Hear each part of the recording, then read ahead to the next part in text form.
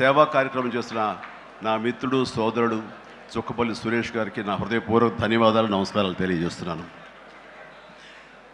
అలాగే ఆయనకి కుడి ఎడమలుగా ఆకాష్ అవినాష్ ఇద్దరు అత్యుత్తమ కుమారులు.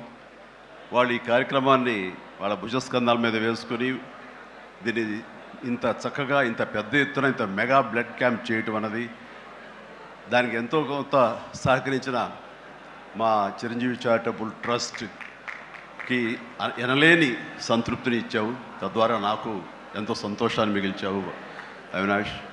So wonderful. అండ్ ఈ రోజున ఇది కార్యక్రమానికి విచ్చేయటమే కాకుండా బ్లడ్ డొనేట్ చేసిన బిడ్డలాంటి తేజాకి నా హృదయపూర్వక ధన్యవాదాలు తెలియజేస్తున్నాను. And excellent. నేను అడిగింది ఫస్ట్ టైం అని కాదు, ముందు నుంచి ఇచ్చాను. సో బతికిపోయావు. లేదంటే కనుక నన్ను ఇన్స్పిరేషన్ కానీ బయట మాట్లాడుతుంటావు, ఈ బ్లడ్ డొనేషన్ దాంట్లో తీసుకోలేదేమో అనుకోను. Wonderful. Please keep rocking. And ఇక్కడ ఏడికి ఇచ్చేసేటువంటి సంయుక్త గారికి, అలాగే Chiranjeevi charitable trust chief medical officer doctor Madhavi నా చెల్లి, తనకి అండ్ ఈ కార్యక్రమాన్ని ఇంత బాగా నిర్వర్తించడానికి పరోక్షంగా ప్రతి పురుషుడు వెనక ఒక స్త్రీ ఉండాలి, దానికి మిసెస్ సురేష్ గారికి వారి ఇతర సిబ్బందికి నా హృదయపూర్వక ధన్యవాదాలు తెలియజేస్తూ, మరీ ముఖ్యంగా ఈ రోజు నేను మెన్షన్ చేయాల్సింది, ఇక్కడ ఈ కార్యక్రమానికి విచ్చేసి దాదాపుగా 1000 మంది సాయంత్రం లోపల బ్లడ్ డొనేట్ చేస్తుంటే రక్తదాతలకి నేను మరీ మరీ మరీ శిరస్సు వంచి నమస్కరిస్తున్నాను. వాళ్ళు ఈ రోజున బ్లడ్ ఇవ్వటం అన్నది కేవలం వాళ్ళకి ఎనలేని సంతృప్తి వస్తుంది, కానీ ఆ బ్లడ్ మూలంగా ఒక ప్రాణం కాపాడబడుతుంది. ఇది నేను ఎప్పటి నుంచో ఎన్నో ఏళ్లబట్టిగా నేను అనుభవిస్తున్నటువంటి గొప్ప ఫీలింగ్ ఇది నాకు. అంటే చాలాసార్లు చెప్పాను, కానీ ఎప్పటికప్పుడు కొత్త జనరేషన్, కొత్త యువకులు వస్తున్నారు కాబట్టి నేను మళ్ళీ చెప్పాల్సినటువంటి ఆవశ్యకత ఎంతైనా ఉంది. ఎందుకంటే ఇది చాలామందికి స్ఫూర్తినిచ్చే ఒక అంశం. ఈ చెప్పబోయే ఈ విషయం ముఖ్యంగా ఒక జర్నలిస్ట్ సోదరుడికి నేను ఆజన్మాంతరం రుణపడి ఉంటాను. నన్ను థాట్ ప్రవోక్ చేసి నన్ను ఇన్స్పైర్ చేసినటువంటి ఆ ఒక మ్యాగజైన్ సంబంధించిన ఒక జర్నలిస్ట్ రాసిన ఒక రైటప్ నాలో ఈ స్పృహ నాకు వచ్చేలాగా, నేను ఈ బ్లడ్ డొనేషన్ వైపు డ్రైవ్ అయ్యేలాగా ఆ ఆర్టికల్ నాకు ఎంతో దోహదపడింది. సో ఆ రాసిన మనిషి ఎవరో ఏమిటో నేను మళ్ళీ ఎప్పుడు కలవలేదు, కానీ ప్రతిసారి అతను తలుచుకుంటూనే ఉంటాను. ఈ సందర్భం కూడా అతనికి నా హృదయపూర్వక ధన్యవాదాలు తెలియజేస్తాను ఆ జర్నలిస్ట్ సోదరుడికి. ఎందుకంటే మా అందరికీ సేవ చేయాలని ఉంటుంది, కానీ ఎలా చేయాలో తెలియనటువంటి ఒక డోలాయమాన పరిస్థితితో లేదా తొయ్యుకో ఉన్నప్పుడు మీలాంటి వాళ్ళు మాకు ఆ స్ఫూర్తినిచ్చి మాకు డ్రైవ్ చేస్తే కనుక నిజంగా అది పెద్ద మీరు సహాయం చేసినట్లు. అలాగా ఒక 27 సంవత్సరాల క్రితం బ్లడ్ దొరకక అనేక మంది ప్రాణాలు కోల్పోతున్నారు. అది ప్రసవ సమయంలో కానివ్వండి, అయితే ఈ యాక్సిడెంట్ సమయంలో కానివ్వండి, అలాగే తలసీమ వ్యాధిగ్రస్తులు కానివ్వండి, క్యాన్సర్ పేషెంట్స్ కానివ్వండి, ఇలాగ రకరకాల వ్యాధిగ్రస్తులు చనిపోతున్నారు అని తెలిసిన తర్వాత బ్లడ్ దొరకదా, బ్లడ్ ఇవ్వరా, ఇంతమంది ఉన్నారు, ఎందుకు ఇవ్వలేరు అన్న థాటు నన్ను ఎప్పుడు తొలుస్తూ ఉండేదన్నమాట. సో మన ఫ్యాన్స్ని మనం వేరే వాటికి డ్రైవ్ చేసే కంటే వేరేగా వాళ్ళని వాడుకుంటూ మన కీర్తి మరింత పైకి ఎదిగేలాగా వాడుకునే కంటే వాళ్ళని ఈ బ్లడ్ డొనేషన్ వైపు మనం మళ్లించగలిగితే కనుక, వాళ్ళు అత్యంత శక్తివంతమైన మనుషుల్ని సామాజిక సేవ వైపు మనం డ్రైవ్ చేయగలిగితే, వాళ్ళని ఛానలైజ్ చేయగలిగితే కనుక ఆ కన్న తల్లిదండ్రులు కానీ, ఆ సొసైటీలో ఉన్నటువంటి ఇతర వ్యక్తులు కానీ, ఆ సమాజంలో వాళ్ళు కానీ వాళ్ళ పట్ల ఉన్న దురభిప్రాయాలన్నీ పోగొట్టుకుని మంచి అభిప్రాయం ఏర్పడుతుంది కదా, వాళ్ళకి అల్లని సంతృప్తి వస్తుంది కదా, తద్వారా నేను కూడా ఎంతో సంతృప్తి చెందిన వాడిని అవుతాను, ఒక మంచి పని చేసినటువంటి దానికి నాంది పలికిన వాడిని అవుతానంటూ ఆ రోజు నేను ఇచ్చిన పిలుపు, నిరంతరంగా పెర్సిస్టెంట్గా ఇచ్చిన పిలుపుకి ఈ రోజున వేల మంది, లక్షల మంది ఈ రోజున ఈ కార్యక్రమాల్లో పాల్గొంటూ వస్తున్నారు. ఎనలేని సంతృప్తి పొందడమే కాదు, ఎంతోమందికి ప్రాణాలని కాపాడుతున్నారంటే కనుక అది నాకు చాలా గర్వకారణంగా ఉంది. ఇందాక తేజ సజ్జ అన్నట్లుగా ఈ బ్లడ్ డొనేషన్, రక్తదానం అనేసరికి గబుక్కని స్ఫురించే పేరు చిరంజీవి అన్నారంటే కనుక భగవంతుడు నాకు ఇచ్చిన గొప్ప అవకాశం. ఇలాగా ప్రతి ఒక్కరి మధ్యలో రక్తదానం అనేసరికి నా పేరు వాళ్ళ స్ఫురణకు రావడం, నేను గుర్తు రావడం అనేది నేను ఎన్నో జన్మలు చేసిన పుణ్యఫలంగా నేను భావిస్తున్నాను. దానికి థ్యాంక్ యూ ప్రతి ఒక్కరికి. ఇక్కడ సరే ఎన్నెన్నో ఇన్సిడెంట్స్ వింటుంటాము, ఎన్నెన్నో ఇది ఆఖరి నిమిషంలో ప్రాణాలు ఎలా కాపాడబడ్డాయని వింటుంటాము. కానీ ఈ మధ్య నాకు మనసుకు అత్యంత దగ్గరగా జరిగిన ఒక ఇన్సిడెంట్ మీతో షేర్ చేసుకోవాలనిపిస్తుంది అనమాట. ఎవరో ఒక పొలిటీషియన్, సరే ఎవరికైనా సరే నేను చాలా సాఫ్ట్ టార్గెట్, ఎవరైనా ఏదో మాట అనేది ఏం పర్వాలేదు.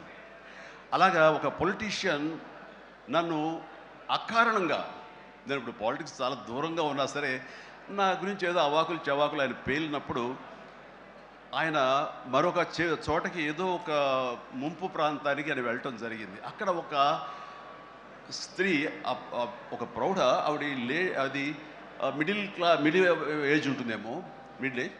ఆవిడ తను పట్టుకుని నానా మాటలు తిడుతుంటే, నీకు ఎలా మనసు వచ్చింది చిరంజీవిని అనడానికి, అది అని తిడుతుంటే నాకు అనిపించింది మామూలుగా మన మాస్ ఫ్యాన్ కదా ఆవిడ, చాలా గౌరవప్రదమైన కుటుంబంలో ఉన్నటువంటి మనిషిలాగా అనిపించింది గృహిణి. ఆవిడ ఎందుకు అంత ఇదిగా మాట్లాడుతుంది, ఆవిడెవరు, ఆవిడ చూస్తుంటే మామూలుగా సినిమా ఫ్యాన్ లాగానో చిరంజీవికి వీరాభిమానంగానో కాదు, ఇంకేదో ఉందంటూ నాకు అనిపించి ఆవిడ గురించి తెలుసుకోవాలని మన జర్నలిస్ట్ సోదరు ఎవరినో పంపించి తెలుసుకోవాలంటే వాళ్ళు చేసినటువంటి ఇంటర్వ్యూలో విజువల్స్ నాకు చూపించారు. ఏంటమ్మా అంత ఇదిగా, ఆయనకి వీరాభిమానం అంటే అభిమానం సినిమాభిమానం కాదయ్యా, ఆయన వ్యక్తిత్వానికి అభిమానం అంటే చెప్పినప్పుడు నా మనసు టచ్ అయింది. ఏంటమ్మా అంత ఇదిగా, ఏంటమ్మా ఆయన మీకు ఏమైనా సహాయం చేశారా, ఏం చేశారంటే సహాయం చేయటువంటి అయ్యా, నా బిడ్డ ప్రాణాలను కాపాడాడు అని అన్నప్పుడు, ఏ విధంగా ఏంటి అని అన్నప్పుడు, నా బిడ్డకి రాజమండ్రిలో దగ్గర ఒక పల్లెటూరిది, రాజమండ్రిలో కానీ కాకినాడలో కానీ నా బిడ్డకి ప్లేట్లెట్స్, డెంగ్యూ వచ్చేసి ప్లేట్లెట్స్ బాగా డౌన్ అయినప్పుడు వితిన్ అవర్స్ నా బిడ్డ కనుక ప్లేట్లెట్స్ సమయానికి అందకపోయి ఉంటే కనుక వాడు ఏమైపోయాడు, పాటిగా దూరం అయిపోయేవాడు. అంటే ఒక 8 ఏళ్ల బాలుని అబ్బాయిని పిలిచి పక్కన కూర్చోబెట్టుకుని ఆ తల్లి చెప్తుంది, మరి ఎవరో చెప్పారు చిరంజీవికి ఫోన్ చేయపోయావమ్మని. నేనేంటి చిరంజీవి ఫోన్ చేయటువంటి, ఎక్కడి నుంచి చేయగలను, ఆయన ఎక్కడో ఉంటాడు, ఎలా చేయాలి ఫోన్ అని తెలియని పరిస్థితుల్లో, లేదమ్మా బ్లడ్ బ్యాంక్ చేయి, వాళ్ళు ఖచ్చితంగా ఎత్తుతారు ఫోను, నీకు కాల్ సహాయం చేస్తారంటే, వాడు గంటల్లో కావాలి, అది ఎక్కడో ఉంది హైదరాబాద్లో, ఎలాగొస్తుందో అనుకున్నాను. కానీ అయినా సరే ఎక్కడో ఆశ చావక ఫోన్ చేయడం జరిగింది. ఫోన్ చేసిన తర్వాత అక్కడ స్పందించి అక్కడ సిబ్బంది వెంటనే రాజమండ్రి పరిసర ప్రాంతాల్లో ఉన్న అభిమానులు, ఆ బ్లడ్ గ్రూప్ ఎవరికైతే ఉందో అభిమానుల్ని వెంటనే పంపించేయడం ఏంటి, అవర్స్లో వాళ్ళు హాస్పిటల్కి, నీరెస్ట్ హాస్పిటల్కి వెళ్ళి బ్లడ్ ఇవ్వటం ఏంటి, దాని నుంచి ప్లేట్లెట్స్ వేరు చేయటువంటి, ఆ బిడ్డకి ఎక్కించడం ఏంటి, తెల్లారిసరికి ఆ బిడ్డ మళ్ళీ తిరిగి ఎంతో ప్రాణాలతో బతికాడు. ఇది ఈడనయ్యేవాడు.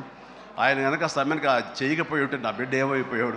అలాంటి మనుషుల ఈ తుచ్చులు నీచులు కలిసిందని మాట్లాడతారు. వాడిని నాకు సరిపోలేదు, దగ్గరికి వెళ్ళి ఉంటే ఏమి చేసేదాన్ని అని చెప్పేసి అప్పుడు అంటుంటే చాలామంది అంటారు, ఎవరిని మిమ్మల్ని ఇలా అటాక్ చేస్తుంటారు సోషల్ మీడియాలో మాట్లాడుతుంటారు, మీరేం మాట్లాడరు ఏంటని. నాకు నేను చేసినటువంటి మంచి కార్యక్రమాలు, నేను పొందినటువంటి ప్రేమ అభిమానం, ఇదే నాకు రక్షణ కవచం.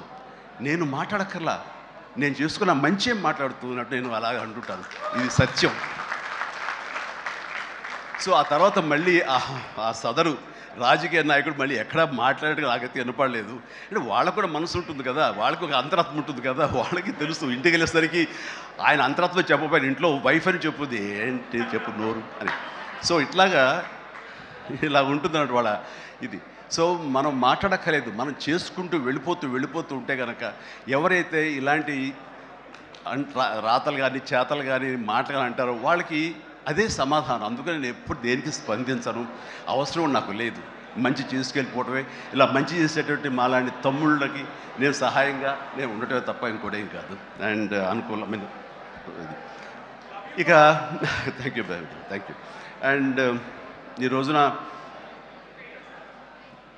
ఎక్కడ ఇతర దేశాల్లో ఉన్న అభిమానులు కూడాను నా మాటని స్ఫూర్తిగా తీసుకుని వాళ్ళ ఆయా ప్రాంతాల్లో వాళ్ళు బ్లడ్ డొనేషన్స్ చేస్తూ ఈ రోజున నా పేరు, నాకు మంచి పేరు, మరింత మంచి పేరు వచ్చేలాగా నేను గర్వపడే విధంగా వాళ్ళు చేసేటువంటి బెడ్ డ్రైవ్స్కి వాళ్ళు ఎక్కడో సరే, ఏ ప్రాంతంలో ఉన్నా సరే, ప్రతి ఒక్కరికి నేను ఎప్పుడు కృతజ్ఞతతోటి నేను నా మనస్ఫూర్తిగా నా అభినందనలు తెలియజేస్తూ ఉంటాను. నాకు ఈ అవకాశం ఇచ్చారు ఇక్కడికి రావడానికి, మా బ్రదర్కి. ఆయన చేసిన కార్యక్రమాలు ఎన్నెన్నో చూస్తూనే ఉన్నాము. అండ్ దానికి ధీటుగా ఎవరు నిలబడలేరు. అలాగే నిరంతరంగా వాళ్ళ నాన్నగారికి నివాళులు అర్పించే విధంగా ఇది సెంటనరీ ఇయర్. సో 100 సంవత్సరాల ఇది ఆయనకి నివాళులు అర్పించేలాగా ఆయన గర్వపడి కొడుకుని చూసుకుని ఎక్కడో సరే గర్వపడే స్థాయికి ఆయన ఈ సహాయ కార్యక్రమాలు చేయటం అన్నది ఆయనకి ఇచ్చేటువంటి గొప్ప నివాళి. అండ్ ఈ సందర్భంగా మా బ్రదర్ని నేను మనస్ఫూర్తిగా అభినందిస్తున్నాను. అండ్ ఇలాంటి కార్యక్రమాలు ఎప్పుడు చేసినా సరే నన్ను పిలవండి, మీకు అందుబాటులో ఉంటాను, అందరూ కలిసి చేద్దాం. అండ్ ఫ్యూచర్లో మీరు ఎక్కడ ఏం చేసినా సరే మంచి కార్యక్రమాలు నాకు అవకాశం ఇవ్వండి, మీతోనే ఉంటారు. And thank you everybody. నమస్తే, థ్యాంక్ యూ. అంకుల్ డాడీకి మీరు సర్టిఫికేట్ ఇస్తారా?